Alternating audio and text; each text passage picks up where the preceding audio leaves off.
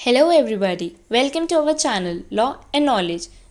आप सबसे मैं रिक्वेस्ट करना चाहूँगी कि प्लीज़ हमारे चैनल को लाइक और सब्सक्राइब करें और आप सब लोग हमें इंस्टाग्राम पे भी फॉलो कर सकते हैं। उसकी लिंक हमने नीचे डिस्क्रिप्शन बॉक्स में दी है। तो चलिए, आज हम एक बहुत ही इम्पॉर्टेंट केस के बारे में डिस्कस करने वाले हैं। वैसे तो हम सब जानते हैं हमारा जो सुप्रीम कोर्ट है वो बहुत ही अच्छे से सारे केसेस को हैंडल करके जजमेंट देते हैं, लेकिन इस बार ऐसा क्या हो गया जो सुप्रीम कोर्ट ने खुद ही उसका कॉग्निजेंस लेकर एक इंसान पे केस कर दिया। ऐसा क्या करा उस इंसान ने और कौन था वो इंसान? तो वो इंसान था प्रशांत भूषण, जिस पे सुप्रीम कोर्ट ने कंटेम्प्ट ऑफ कोर्ट का केस लगाया था और प्रशांत भूषण को गिल्टी पाया गया था क्रिमिनल कंटेम्प्ट में और उन्हें सिर्फ 1 रुपये का नामात्र का जुर्माना लगाया गया था by the Supreme Court as it was a very minute penalty which was imposed on Prashant Bhushan. लेकिन प्रशांत भूषण ने ऐसा क्या करा जो Supreme Court was shaken up? So he tweeted only 2 tweets, literally only 2 tweets। अब ऐसा क्या था उन ट्वीट्स में? प्रशांत भूषण ने ऐसा क्या बोला उन 2 ट्वीट्स में? चलिए आज वो देखते हैं। उनका पहला ट्वीट था, when historians in future look back at the last 6 years to see how democracy has been destroyed in India, even without a formal emergency, they will particularly mark the role of the Supreme Court in this destruction and more particularly the role of last 4 CJIs. Oh my god, what did Prashant Bhushan did? Prashant Bhushan directly questioned our CJI, our Supreme Court. He directly questioned the Supreme Court. And the next tweet was, इसमें CJI की photo देकर उन्होंने एक tweet करा। वो था, CJI rides a 50 lakh motorcycle belonging to a BJP leader at Raj Bhavan Nagpur without a mask or helmet at a time when he keeps the SC in lockdown, more denying citizens their fundamental right to access justice.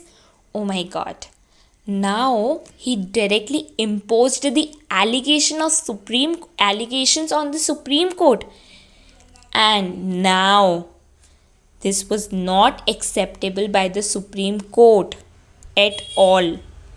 So at this time, Arun Mishra was really angry by this act of Prashant Bhushan. तो उन्होंने बोला ऐसा तो नहीं चलेगा।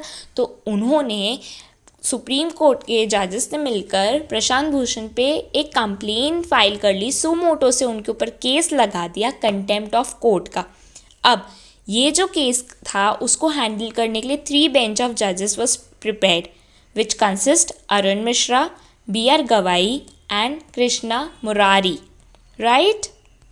So basically what our Supreme Court did, it initiated a suo motu contempt proceedings against law advocate Prashant Bhushan.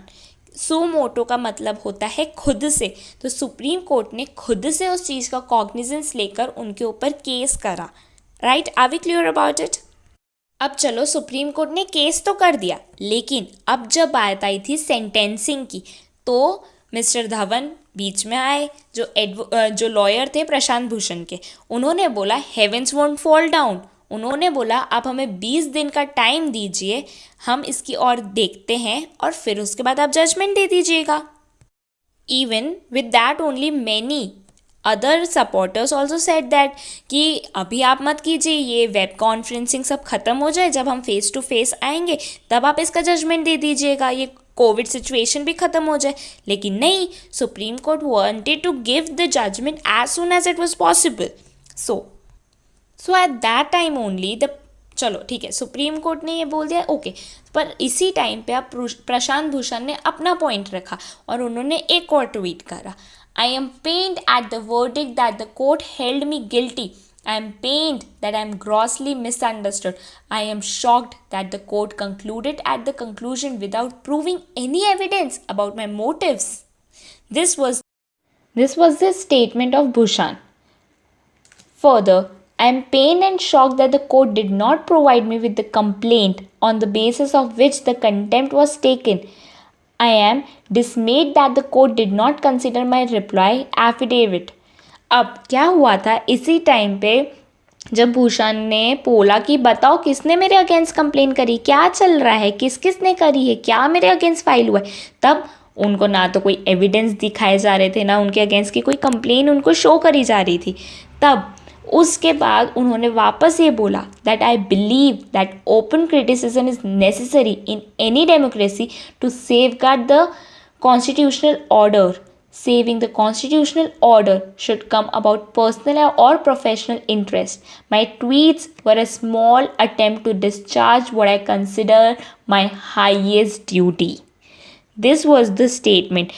ये statement तब दी गई थी जब सुप्रीम कोर्ट उन्हें उनकी कंप्लेन, उनके अगेंस्ट जो कंप्लेन आई थी, एविडेंसेस थे, वो देने को ही रेडी नहीं थी. तब भूषण ने ये स्टेटमेंट दिया अपना.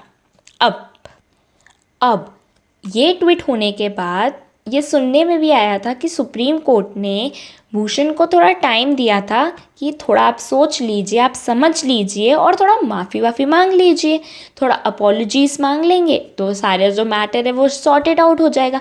लेकिन नहीं, Prashant Bhushan direct straight away he said that I did not ask for the mercy. He again gave one more tweet that my tweets were out of a bona fide attempt to discharge my duty as a citizen. I would have been failing in my duty if I did not speak up at this juncture of history. I submit to any penalty which the court may inflict. It would be contemptuous on my part to offer apology. Oh my God. Now, Bhushan said that he will not apologize. Even वो जो भी आप supreme court जो भी punishment देगा वो उनको लेने के लिए रेडी हो जाएंगे. लेकिन I do not ask for mercy, I do not appeal for magnanimity. I cheerfully submit to any punishment that court may impose. This was the Bhushan's statement to the Supreme Court.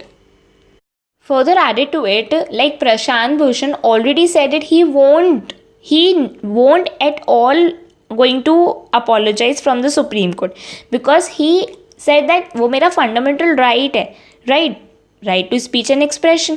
तो उन्होंने straight away बोल दिया कि मैं apologies तो नहीं मांगूंगा. फिर obviously advocate Dhawan ने भी दो फैक्टर्स पे बात करी कि एक आप नेचर ऑफ ऑफेंस तो देखो कि उन्होंने क्या करा है. ऑलरेडी जो ये CJI के ऊपर जो उन्होंने कमेंट करा, जो बोला, तो ऑलरेडी इस पे तो इतनी सारे डिस्कशंस हो ही चुके. तो क्या आप हर एक पे केस करोगे क्या? तो नेचर ऑफ ऑफेंस क्या है वो तो सब लोग ही डिस्कस कर रहे हैं. और दूसरा पॉइंट इसमें ये बोला था नेचर ऑफ पर्सन क्या है. अब आप देखो तो सही, प्रशांत भूषण पे आप केस करो जो ऑलरेडी बहुत ही इम्पॉर्टेंट केसेस पे केसेस लड़ चुके हैं और उसमें उन्होंने सक्सेस गेन करी है. तो आप ये तो देखो, एक तो नेचर ऑफ ऑफेंस क्या है और किस इंसान पे आप कर रहे हो. अब इसमें क्या हुआ, इसमें जो जस्टिस मिश्रा थे उन्होंने धवन सर को ये बोला कि बैलेंसिंग इज़ नीडेड. अब ठीक है, आप सीनियर एडवोकेट हो, you have a lots of reputation, but एक बैलेंस भी तो मेंटेन करना चाहिए ना. सुप्रीम कोर्ट की भी एक अपनी डिग्निटी है. So do not cross that limit, right. We should maintain the dignity of a court. So what the Justice Mishra said on it was, Justice Mishra says that there is a need for balancing and restraint. You are a part of the system. In zeal of overdoing, you cross the Lakshman Rekha. Nobody should cross. Doing good thing is welcome. We appreciate efforts of filing good cases. तो उन्होंने तो ये बोला कि हाँ आपने अच्छा करा, लेकिन एक लक्ष्मण रेखा को जो है वो क्रॉस नहीं करना चाहिए. And if we see in a practical manner, so that was done by the Prashant Bhushan, right. If everyone is discussing about it, so ठीक है, लेकिन एक जस्टिस मिश्रा ने यही बोला कि एक लिमिट क्रॉस नहीं होनी चाहिए. अब इसी के ऊपर धवन जी ने ये बोला कि I am entitled to the copy of complaint.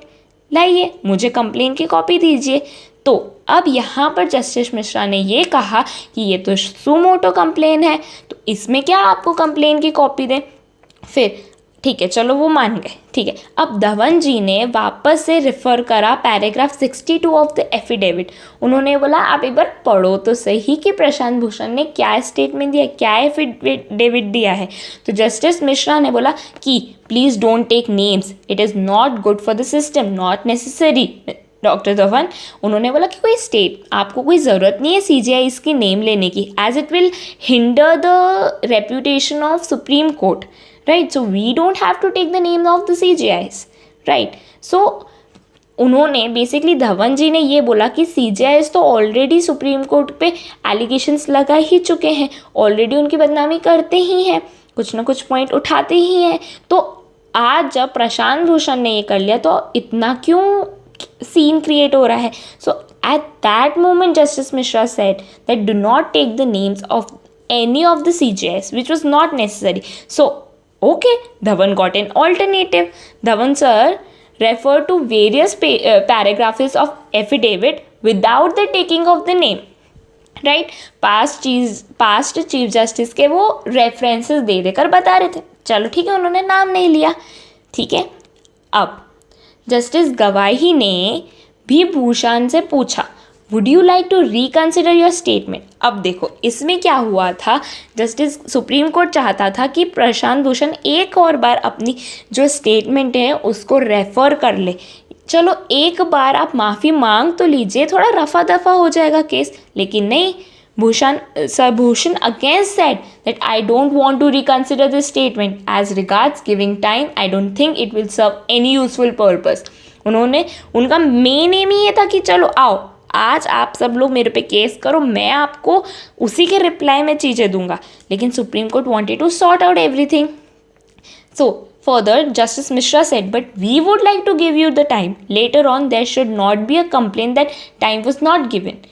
अब प्रशांत भूषण को तो बहुत जल्दी थी, लेकिन जस्टिस मिश्रा ने बोला कि नहीं, आप टाइम लीजिए, आप अपनी स्टेटमेंट को रिकन्सिडर कीजिए, वरना फिर आप बाद में बोलेंगे कि हमने आपको टाइम नहीं दिया, ठीक है।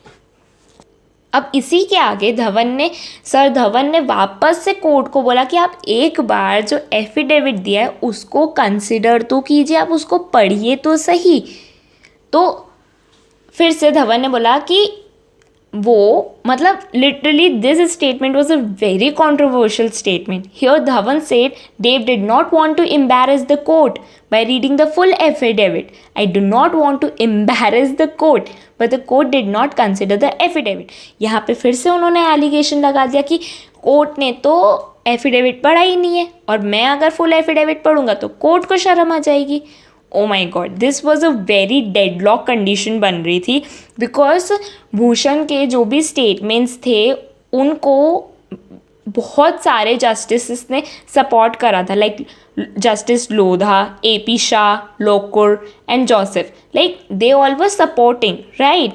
सो इसी के आगे एक और स्टेटमेंट आया गया था कि क्या आप हर एक इंडिविजुअल को भी पनिश करोगे जिन्होंने इसको सपोर्ट करा है। तो कोर्ट ने बोला कि मिस्टेक्स हर एक इंसान से हो सकती है, just we need to realize it and admit it. This was said by the Justice Mishra. So what happened, finally after the deadlock condition, finally the sentence was given, and Prashant Bhushan, by considering the two factors, the nature of the offense and the nature of the person, finally इस case का निपटारा हुआ। प्रशांत भूषण को एक बहुत ही ज़्यादा nominal fine charge करा गया, सिर्फ ₹1 का, और ये बोला गया कि अगर आपने ये नहीं भरा तो आपको 3 साल के लिए बार काउंसिल से डिसमिस कर दिया जाएगा, आपको निकाल दिया जाएगा, और आपको होगी अगर आपने 15 सितंबर से पहले वो फ़ाइन नहीं भरा। तो उसी वक्त जैसे ही ये जजमेंट आया, the advocate of Prashant Bhushan immediately उन्होंने ₹1 का जो नॉमिनल अमाउंट था वो कोर्ट में जमा कर दिया। राइट। और इसी चीज़ का प्रशांत भूषण ने ट्वीट भी करा by saying my lawyer and senior colleague Rajiv Dhawan contributed ₹1 immediately after the contempt judgment today, which I greatly accepted. Right. So basically उनके 2 ट्वीट्स की वजह से उनको ये एक नॉमिनल चार्ज देना पड़ा, जिसमें कोर्ट ने उनके ऊपर कंटेम्प्ट ऑफ कोर्ट के चार्जेस इन्फोर्स करे थे। और इवन आफ्टर दिस, जब ये सब कुछ हो गया, उसके बाद उन्होंने एक और ट्वीट करा और जिसमें उन्होंने ये बोला कि मैं बहुत थैंकफुल हूँ इतने सारे लोगों ने जिन्होंने मुझे सपोर्ट करा, एक्टिविस्ट, लॉयर्स, जजेस एंड माई फेलो सिटीजनशिप्स, जिन्होंने उनको इंकरेज करा, सपोर्ट करा, तो उनके लिए वो बहुत ही ज़्यादा थैंकफुल हैं, राइट। लेकिन अब इधर एक और क्वेश्चन आता है कि इतनी छोटी सी पनिशमेंट उनको क्यों दी गई? सिर्फ ₹1 का जो नाम मात्र की पनिशमेंट थी, तो उनको इतनी छोटी पनिशमेंट क्यों दी गई? तो जब ये क्वेश्चन कोर्ट से पूछा गया तब उन्होंने ये बोला, if we do not take cognizance of such conduct it will give a wrong message to the lawyers and litigants throughout the country. However, by showing magnanimity instead of imposing any severe punishment, we are sentencing the contemner with a nominal fee of ₹1 instead of a heavy charges. मतलब basically the main motto behind this was teaching a lesson कि ऐसे allegations मत लगाओ supreme court में जो वो एक लक्ष्मण रेखा को क्रॉस करे। So be in the limits and even you are the part of the system, so respect it and value it. Just to teach this simple lesson, this punishment was imposed.